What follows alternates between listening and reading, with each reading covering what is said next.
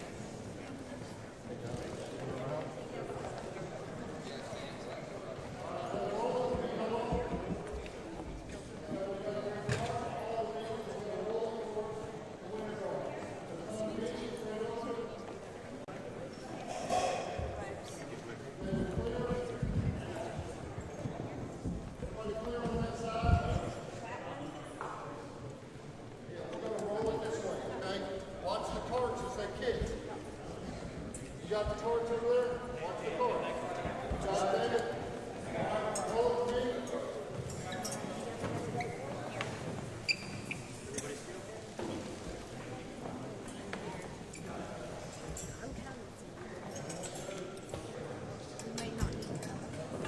Yeah, we'll go ahead.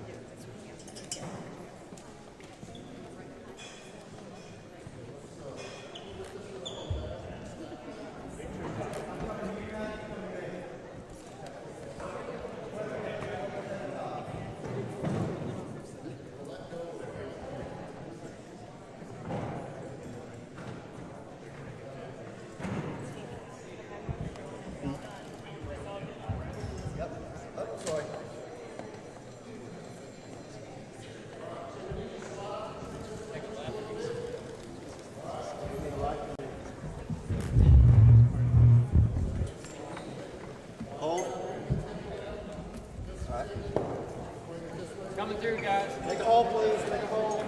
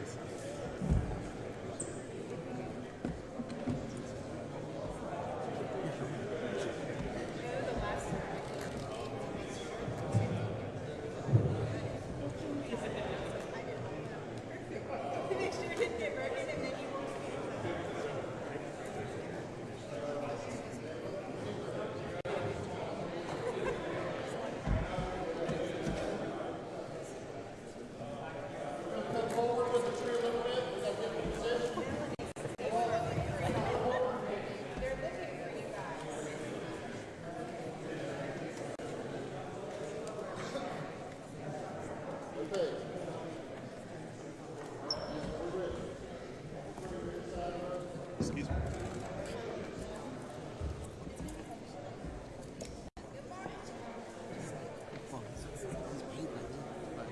Okay, Lindsay, it's all yours.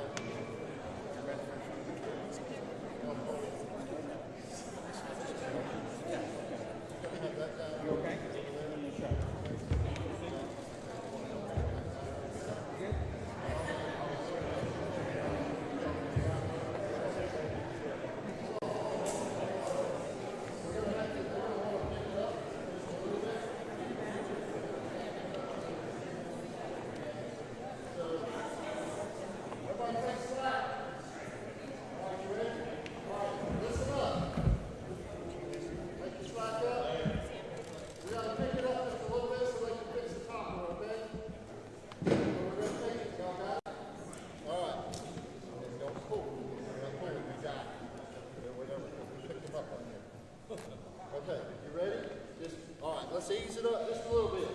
Come on up. Come on up. Right there, hold.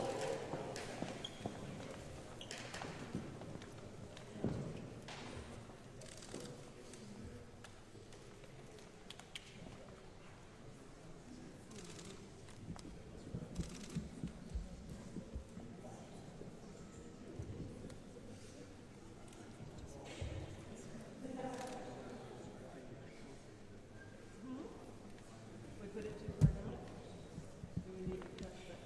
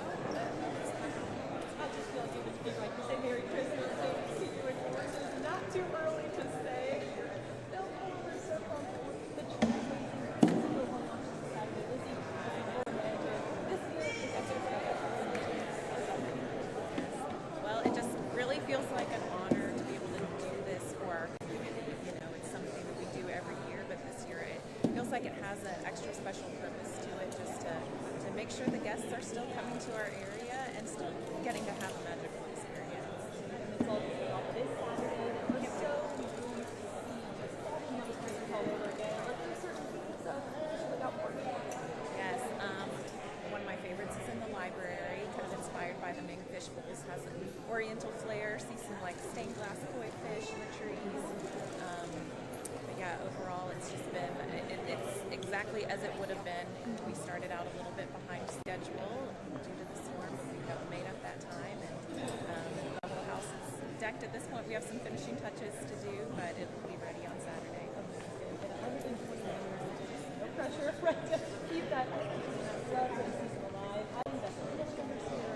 Members seeing the tree raising, word about the tree, and people about decorating such a like unit. Yes, this is really one of the most special days of the year, and especially of our Christmas season. When this tree goes up, just because of the long-standing tradition going back to when George opened the estate in 1895, so about 129 years. But I think just this year, particularly, just the teamwork and the number of people and teams that it takes to come together and make this happen. And as you see behind us, the tree is up. Decorating soon. Yes, honestly, it just went up. You had the whole balcony there, guys and girls kind of pulling the rope, so it's always kind of like you said, just a little nervous, but they pull it off.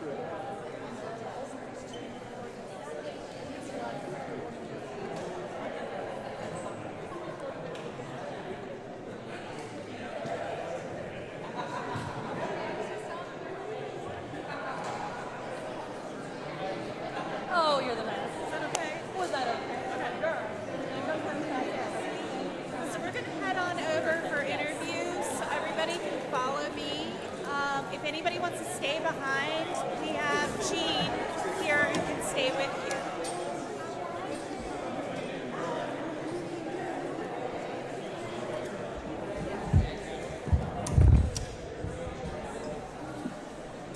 Up there.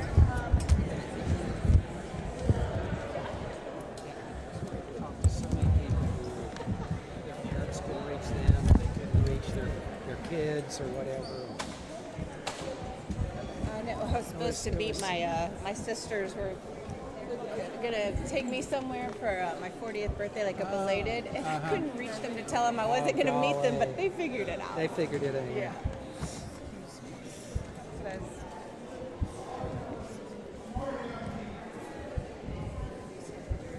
Those are the ones getting married at the end.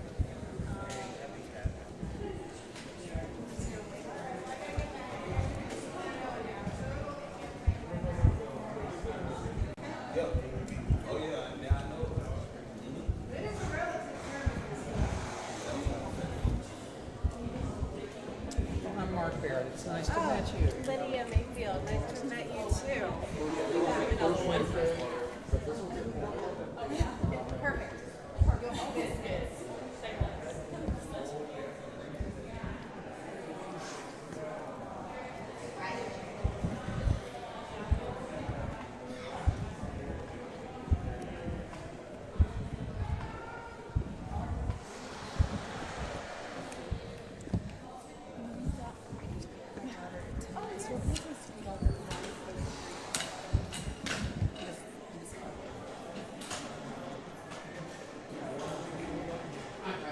Any light that we want. I got a fan like that.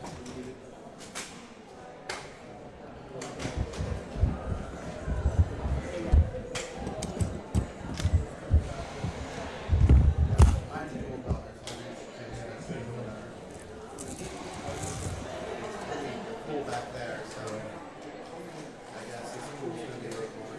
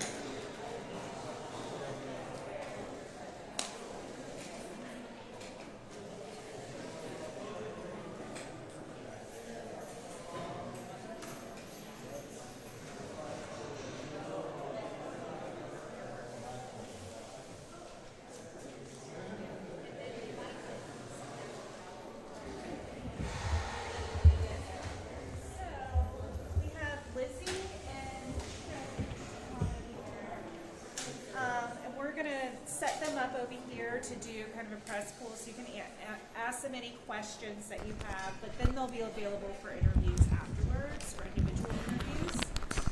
They can both address Christmas at Biltmore specifically, and maybe how things have changed this year due to us being closed and our reopening.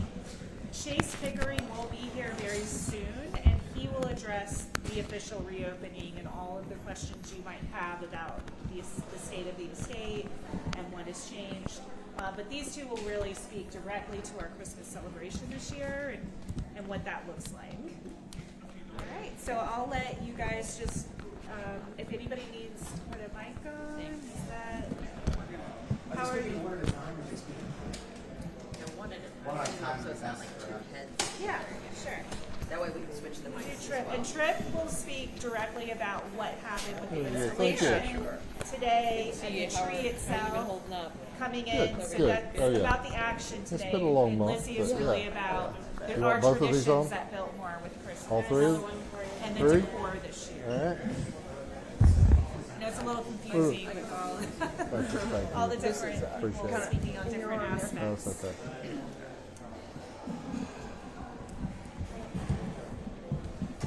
Y'all been doing an amazing job. Hey, appreciate that. Y'all been working hard too. Yes, sir.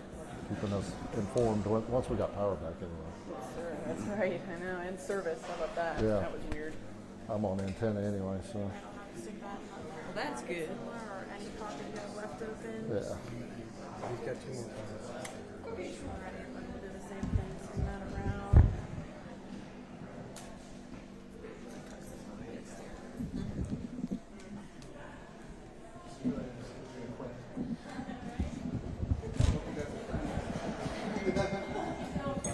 Something we may end.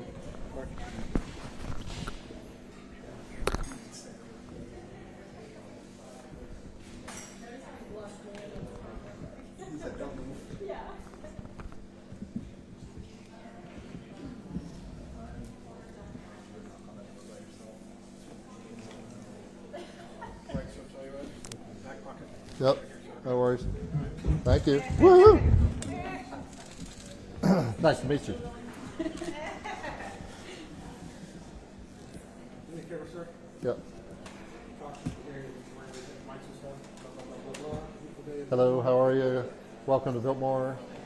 Good to see you. Glad to be here. I'm good, sir. I'm good. Can you start out with a name and type of Hi, my name is Trip Hudgens. I am Engineering's Operations Manager for the Biltmore House and Gardens. Can you spell that, please? TRIPHUDGINS. Tell us about the tree today, sort of the schematics, where it came from, all the nuts and bolts. Greg Andrews from Andrews Tree Farm in Newland. They've been growing trees for Biltmore for years. And him and Lizzie go out and pick our tree every year, both of them. And so it came in yesterday. It was freshly cut. So came in yesterday and came up and went in today. Talk a little bit about the work involved. Obviously, it is a whole orchestrated process. Oh, yes, ma'am. It takes several days just to get ready for the tree to come in for banquet hall, furniture moving. Many teams across the estate with EL, SES, engineering services, floral department, security, everybody is here that has a hand in it. How did this year go specifically? Went very well. It's been a long month, but it went very well, very smooth. In and up as we will, as you saw. So yeah, it was really good. It just fast. It's always fast. Nerve-wracking until it happens. About how many workers did you have to help? We usually call in about 45 guys, and men and women actually, to come help us pull this tree up. And so they're the ones carrying the tree in, and then it gets a little lighter until we go up, and there was probably 20 or 25 people up in the organ loft, and another 15 down on the ground helping it. Trip, what do you think makes this year a bit different, given the devastation that is just surrounding the community here? Well, it's just wonderful that Biltmore does what it does. They have been instrumental for us over the last month, and it's just great to get back to normal, or not normal, but what is next to normal, and bring Christmas back to the community, and just start this Christmas season out right. Can you walk us through a little bit about like what goes on behind the scenes to get this tree Oh, yes, ma'am. Well, as you saw, the banquet hall table, which is a huge table, it's actually up on 8 sets of wheels right now, and we roll it out of the way. There's, 75 chairs in there, and everything. This whole hallway is always full of furniture. So as soon as everybody's gone, we will reset this whole place out the front door, putting handrails back and getting ready for guests to come on Saturday. What's so special about seeing that tree come in? So much goes into it, but once it actually comes in, how does it feel? What's special about it? Well, for me, it's the start of the Christmas season. Even though it's late October, early November, it's still the Christmas season. For me, it always has been. This is my 26th tree going in the house. I've been here a little over 13 years, so we do 2 a year. So I've had that hand in those since then. So it's just very special to me. What's that cracking noise that happens? That is limbs. That is limbs. They like to ache and moan and groan a little bit as it goes through especially as it goes into the banquet hall. But if any, there are always a few that break when they tie it up, when they can tie it nice and tight. So it can get into the banquet hall. And if you saw, it was oblong because it had come in wide, and we had to turn it oblong to get it in there because there was no way it was going. And then if there's any adjustments to be made, we make those. We'll move branches, screw them in, tie them up. You'll never know. Trip, what's the actual height of the tree? This one's about 28 feet. And they average usually anywhere from 28 to 33 usually is the height of them. What species?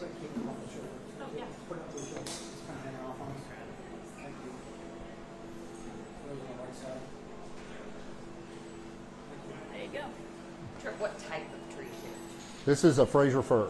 Yeah, it's a Fraser fir, and I think that's all we ever put in the house. It's the only live tree in the house, and Lizzie can answer more about other trees in the house. I think there's like 55 or so in the house. So.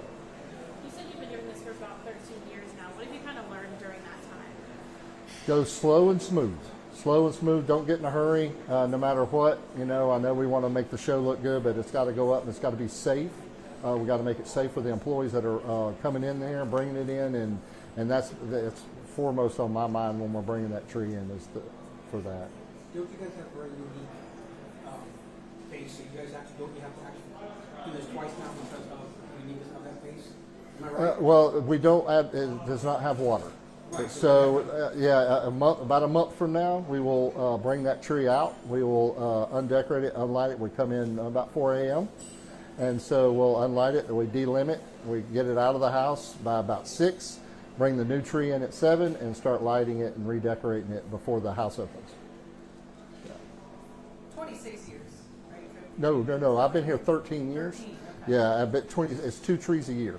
2 trees a year. Yeah, so it's about 20, this is my 26th tree, so, yeah. And have your guys been, and your crew is what I should say, been cutting down a lot of trees lately? Oh yeah, that's the arborist. They take care of that. We've had contractors and stuff. They've been doing that. Yeah, we've been infrastructure and taking care of things here. Yeah, taking care of the house. Any idea how many trees you had come down? No, sir. No, that would be an arborist question. I'm not exactly sure. I know it was a lot. Okay. Yeah, I know it was a lot. All righty. All right. That's everything. Thank you. You're welcome. Want to add that we haven't already asked you about? No, just welcome. I'm glad we're starting out this season. I'm glad we're here, and it's good to head back in this right direction. Thanks. Thank you.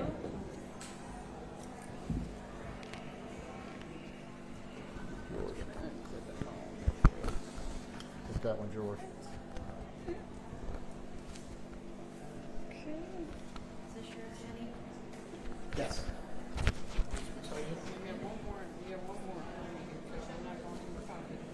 Oh, it's over here. Sorry. All right, thank you. Good to see you.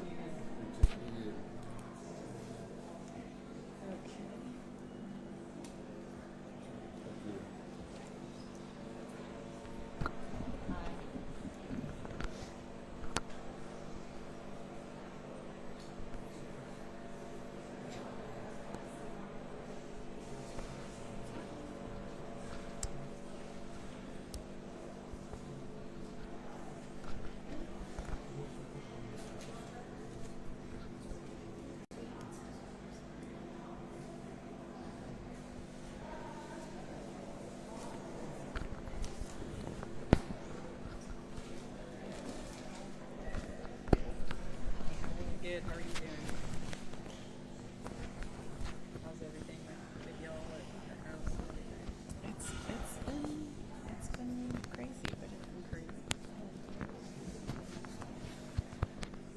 It's been a very different year, that's for sure.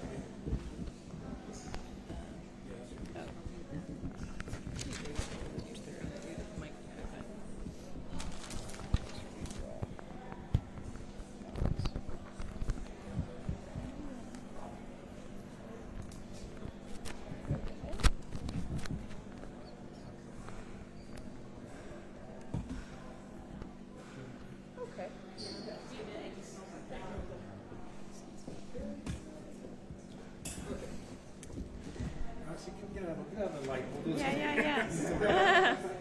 I need to have one more. Yeah, Sorry. no problem.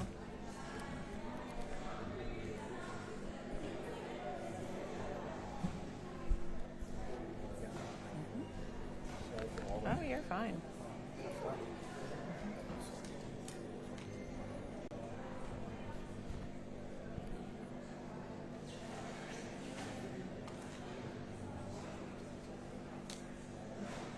Maybe on this pocket.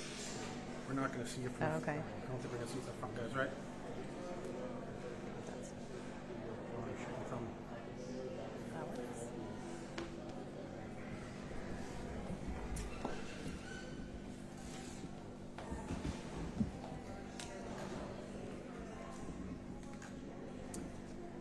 Thank y'all for being here.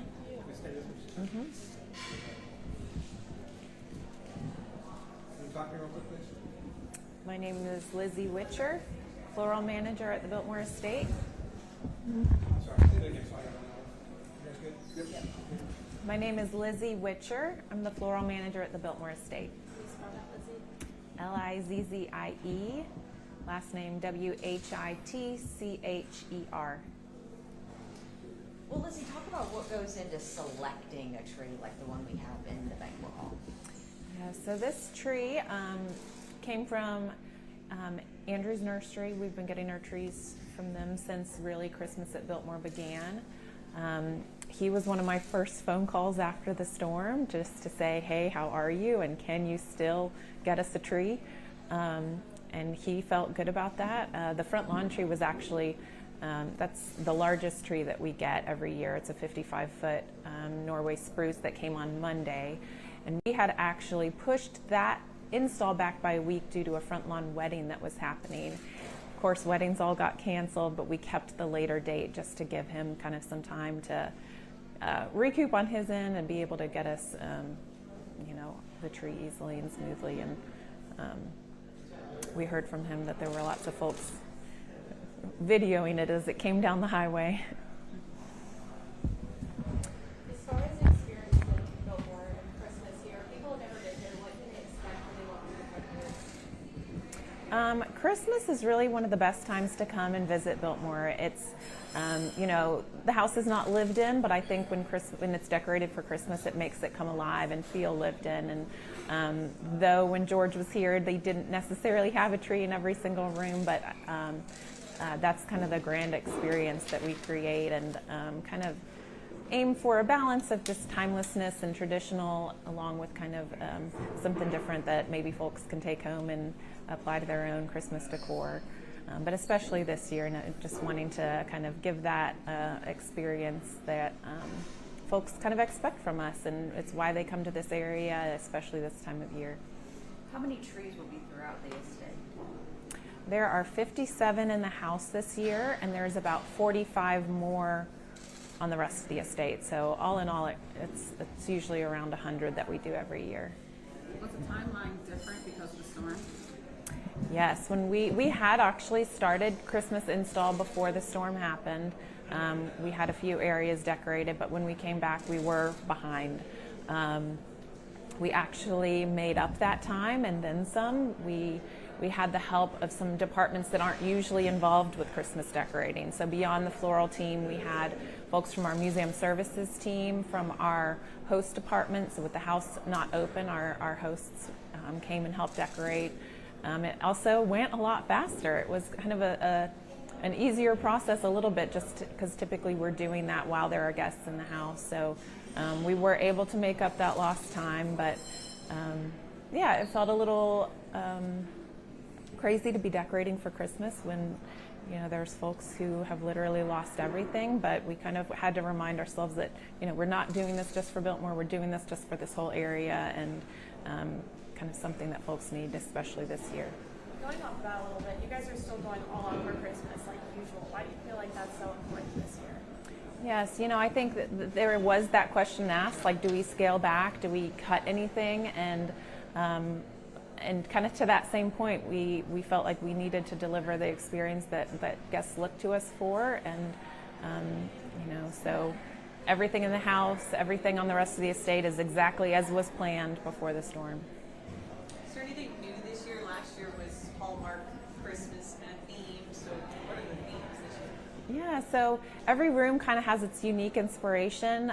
The winter garden behind me is, I think, particularly different this year in a really great way. Heather, who designed that room, has almost created representation of all the gardens on the estate in winter time. So you see the Diana area, the Italian gardens, the conservatory, all kind of represented within the winter garden. Some other great rooms this year, the library has been designed around the really special Ming fish bowls that are in that room. You see kind of some stained glass koi fish in the tree, lots of oriental flair. The morning salon tree was designed from the Monet painting in that room, so kind of colors pulled out of that. Can you say will the nighttime tours resume this year? They will, yes. I know Chase will kind of speak a little bit more to kind of our reopening and what that will look like, hours and how that's maybe changed. But the nighttime experience is, I think, one of the most important and special because, that's when you come through and the candles are lit and the trees are lit and there's music and choirs in the winter garden here. So all of that will for sure be happening again. About how many employees are involved in the decorations that, the Christmas, make it look like Christmas? Sure. We have 7 full-time designers and then about 4 part-time on the team that are really designing and planning year-round. Coming up later in December, we will start our plans for next year, and that's kind of our core team, but we definitely depend on help from so many departments. And like I said, this year it was really extended beyond, but How many years have you been doing this? I've been at Biltmore, it'll be 10 years next month, but I've been in the floral field for at least 20. And did your, the nursery, the tree farm where this came from, did they sustain any damage? Were there any concerns about, can we get the tree out and that kind of thing? Yeah, he said they lost about 100 trees in the scheme of a Christmas tree farm. That's actually a small percentage. His personal home was okay. His parents' home, who his father before him is who brought the trees here to Biltmore, did take a giant oak to it. We invited him here today, but he was going to be doing some roof work, so he is not here. But nobody was in that house at the time, and yeah, we have kind of a great relationship with that family, and it's kind of, we're happy to hear they were good. He shared that the front lawn tree, after it had been cut, was in the truck in their driveway, and they live way up a mountain, up a back road, and a fire truck just happened to come up the road. And it was a group of firemen from across the country, and they stopped to say, we've never seen a tree that big. Where is that going? And they just happened to be heading up for a call up the mountainside, and they stopped and took a picture with our tree. So, yeah.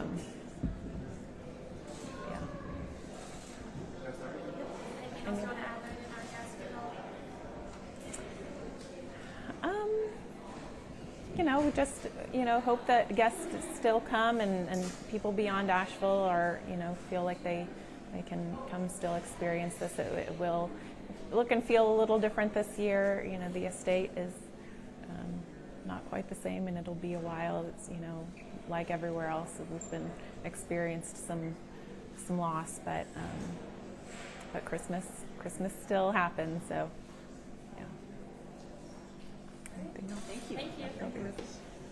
And we have Chase here now, who will speak toward the reopening and recovery. So we're going to step down into the winter garden, I believe, for this part. Sorry, because we have some going on behind us, if you wouldn't mind. There's stairs right here, so just be careful of your step. Thank you.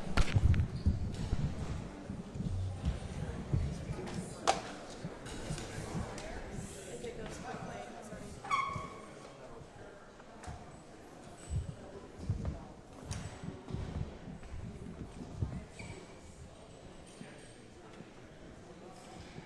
I figure we'll shoot a little more this way because there's still like crap over on those stairs. And that way the statue's not coming directly out of the back of his head.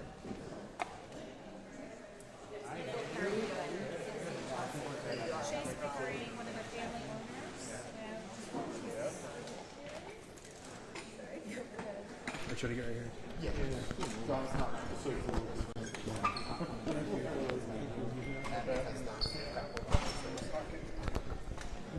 We're gonna have about 4 of these, Chase, so we gotta make Load them up.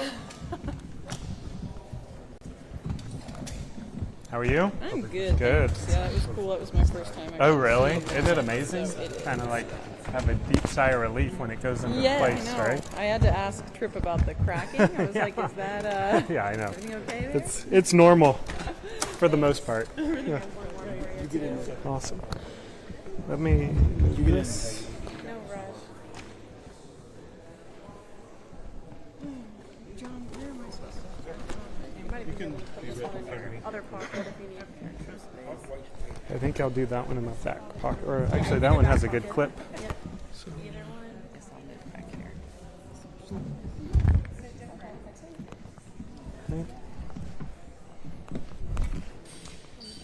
Thank you. 5, 6. Little space. How did the Hopefully they boxes don't cross not over, huh? interfere with each other. The mics. Right here, good for you guys. John? Going to the Super Bowl, you have all these people who want the same things. Yeah. If possible, could you maybe come left with it? Yeah. If that doesn't mess it up for everybody. Yeah, that would be good for me. Okay, sir. Cool. Let's put him kind of like here. We don't have the. What? We're gonna put him this way. Can I have just because we're on the edge? Yeah. Josh, if you roll this way a little bit. Thank you. All right. We all get along. Yeah, I know. Glad y'all are smiling faces and all happy to be here. Okay. Yep. Yeah. Good. We actually want this way. This way. Okay. How's that? Is that good for y'all down on this end?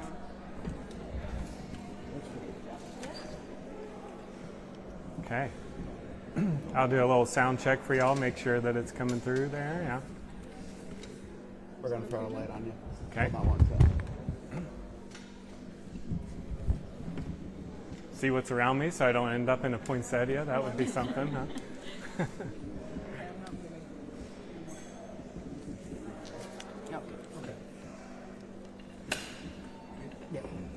We just have you say and spell your name for us. Yes. My name is Chase Pickering, C-H-A-S-E, P-I-C-K-E-R-I-N-G. I'm Vice President of Guest Experience here at Biltmore and also one of the 5th generation family members. Really glad to have you all here. Thank you for making time. Yeah. Can you give us kind of an overview of sort of the damage that was sustained here on the state after Helene? Yes. First off, my heart goes out to the tremendous loss that our community has experienced. And we were impacted here at Biltmore in many different ways. We are really lucky that Biltmore House, the gardens, the hotels, the shops in Antler Hill Village received minimal to no damage. We did have thousands of trees come down across the property, which we've been working to clean up over the past a month or so. Of course, sadly in Biltmore Village, where our front entrance is, received significant flooding, and we have been working really hard to repair the front entrance, which will reopen on Saturday when we reopen the rest of the estate. Now there are some places that are not ready to welcome visitors yet in our community, but we know that Western North Carolina relies on tourism, and there are many, many places where guests can feel welcome this holiday season, and Biltmore wants to be one of those. And we feel that it's so important for our economy, for our community, to be able to welcome guests back starting this Saturday, November 2nd. I've heard you use the word resilient a few times as we've been talking in conversation. Can you kind of talk about why you're using that word and how y'all have been resilient? Yes, so we are here in Western North Carolina. We are a resilient community, and Biltmore has for generations, 5 generations now, been a beacon of hope. And this community stands for resiliency. It's moments like this where we come together and we find a way to come back stronger and support each other, and that is what resiliency means here for WNC. And we feel that opening Biltmore this Saturday is a key part of that journey of recovery and resiliency. Chase, can you talk about the fund that the Biltmore has started for folks in Western North Carolina? And I'm also wondering, just how beautiful the house is. Is there any plan to accommodate folks who may not be able to afford to get in here during the special season who live locally? So we did set up the Biltmore Relief Fund for Western North Carolina with a $2 million gift from Biltmore and our family. We felt that it was really important to follow the tradition set forth by George and Edith Vanderbilt to really give back in a meaningful way, and we wanted that money to get quickly out into the community to help our employees, to help nonprofits who are actively working in the recovery. And I'm so proud of my family, of Biltmore, of our team here, stepping up with that $2 million gift. Regarding your other question, we do have the Biltmore Annual Pass program, and that is going to be a really wonderful way for our local folks to come back and support and visit Biltmore. We do have seasonal pricing, so for those who may want a discounted ticket, January, February, March is a wonderful time to come, and so that is a great option. And I'm really excited to also share that we are able to extend our Chihuly at Biltmore exhibition by 1 month. So Chihuly will now run through February 2nd, and we have wonderful options for our pass holders to come in and other guests to come in and enjoy the Chihuly exhibit while we have it as well. Is there any messaging that you're putting out, because obviously Biltmore Village, so adjacent to here, is still devastated, to folks who are coming into the area, to just let them know that that's not a good place to go, or the places that are okay to come when they come to visit? It's very important that as we start to invite guests back to this region, that we do it in a very respectful way. And it's very important to know that there are some areas that are going to take longer to recover than others. But there are so many places ready to welcome guests back within this community, and really are reliant on the tourism funds that come into this region. And so we really want folks to come here, be respectful, do your research in advance, understand what detours might be in place, and be really aware that this community is still healing in many ways. Can you go into specifics about what areas were damaged? For instance, at the front gate, what were those buildings that were damaged? And also, like, I understand you have like cottages and things like that are on a property that were any of those damaged? Yes. So we had 7 buildings that were impacted when the Swannanoa flooded. And so that included the Starbucks property at the front of the entrance, our gatehouse shop, the lodge gate, group sales, our ticket center, our admissions booth, and one of our guest cottages. 2 of those buildings had to be demolished, and the others we are actively repairing. And all except for 2 will be ready to open on Saturday. And so we've been working really hard to clean up the debris along the riverway. We've worked very closely with FEMA and other community partners during this recovery process. And we know that we can now safely invite guests into that front entrance. It looks very different. Unfortunately, our tulip poplars, the big, beautiful 100-year-old tulip poplars that were at the front, their roots were compromised when the soil was washed away in the flood. And so we did make the decision to remove all of those. Later next year, we will be replanting those tulip poplars, and I think it'll be an important symbol of the rebirth of Biltmore Village. And we've got some really good ideas on how we're going to continue to beautify that front entrance. But as far as the rest of the estate goes, we were very lucky that Biltmore House, Antler Hill Village, our hotels, our shops, our restaurants received minimal to no damage, and will be reopening on Saturday. So there's really going to be so much to do here at Biltmore, including our Chihuly exhibit.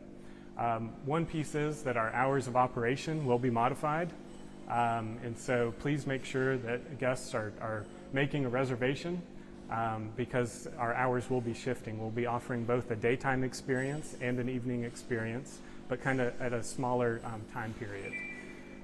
We also have some closures to some of our trails that are out there that have not been cleaned up yet. So we do have access open to our walled garden, our shrub garden, and azalea garden, as well as some of the walking paths around Antler Hill Village. But a lot of the other trails that our guests have come to enjoy will be closed. What were the two buildings that needed to be demolished? That was the Starbucks building that they leased from us, and as well as the group sales building at the front entrance. Has the Biltmore ever been closed for this amount of time that you know of? Yes, this is the third time in our history. The first time was World War II.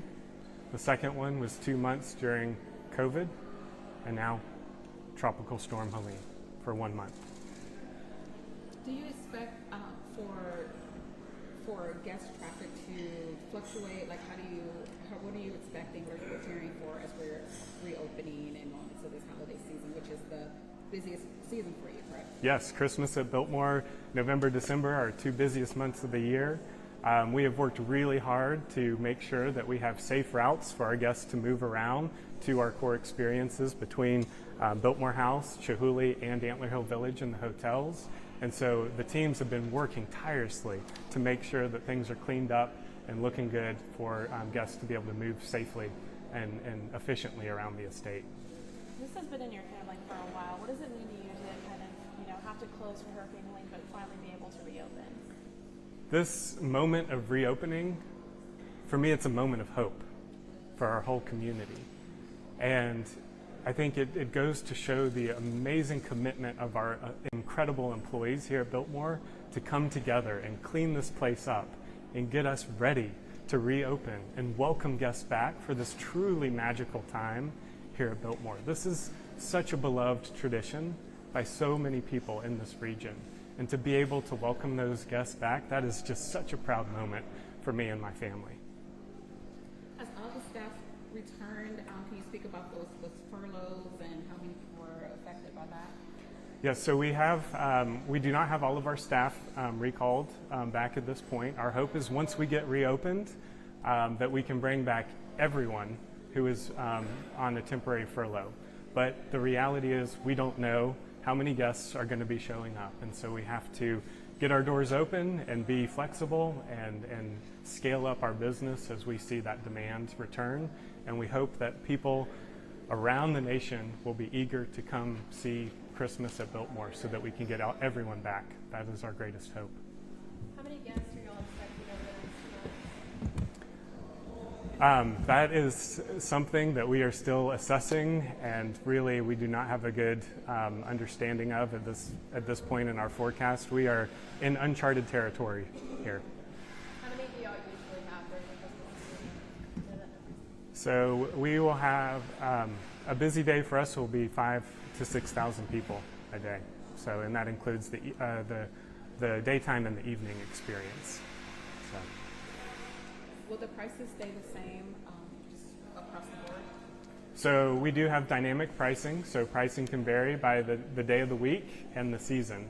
But because we are offering a full Christmas experience, we haven't, as you heard from Lizzie, we haven't scaled back Christmas in any way. There's not going to be a reflection in that pricing. It will just be based on day of the week and also the season in which our guests are visiting. How many people would ordinarily be working for Biltmore at this point, and how many do you actually have, given the situation with them? So right before the storm, we had 2,400 employees and we are still kind of working on, and we are very quickly, every day that number is changing.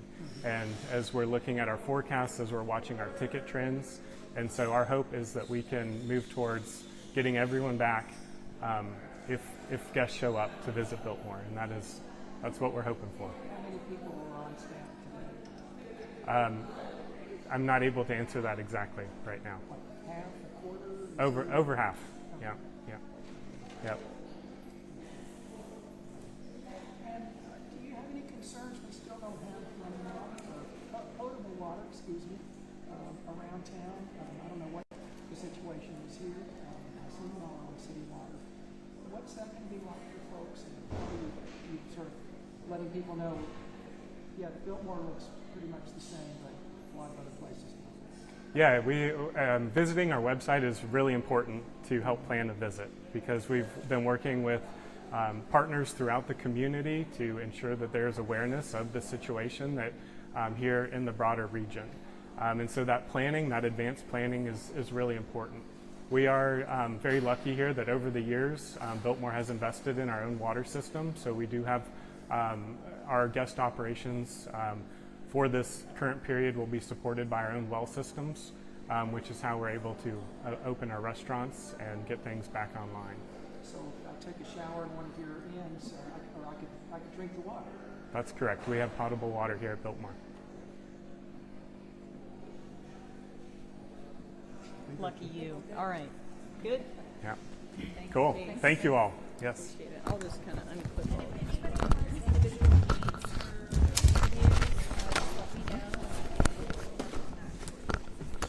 Y'all, thank you so much. It really means a lot to have you all here. So, yeah. Ooh, we might be a little tangled here. Yeah, it's going to turn this from Thanks. So, fly back down the mountain. Where do you want to shoot your flag? Outside. Oh yeah, I live here on property, so yeah, I'm part of the day-to-day here. So yeah. Yeah, we're doing Awesome. I heard. That is amazing. Thank you. Yeah. Be great to have y'all. Marissa got it. Yeah, Marissa got it on my radar, so we'd love to be a part of that. The opportunity. Yes. So after one today, we'll know. You want to go by where the tree went up? Yeah. Okay, can I chat first and then with you? Okay, perfect. Thank you so much for being here. Yeah, it's awesome. Watch out behind you there. I don't need to do too much. I was driving over here and heard